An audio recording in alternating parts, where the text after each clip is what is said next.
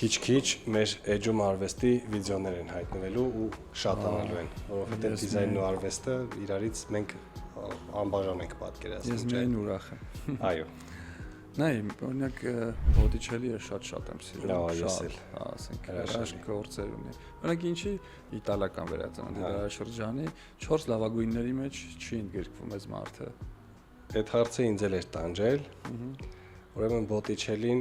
ոչ բարձր վերածննդի մեջ է, ոչ միջին, ոչ էլ են մյուսի։ Ինքը արանքում է մնացել ժամանակային ու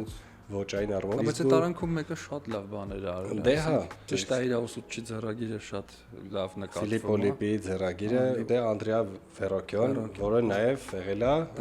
Դա Վինչի դասատու։ Գարուն նկարը, այն որ Ուֆիցիում տեսել ենք, լրիվ ուրիշ էր, սենց ֆոտոյով ուրիշ է։ Այդ դիմացը կանգնած նայելուց տենց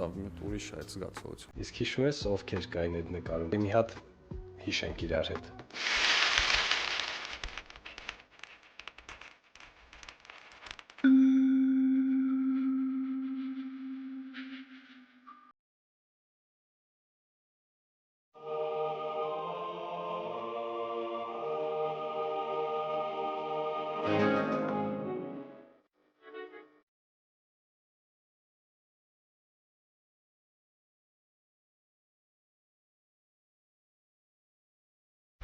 Իսկ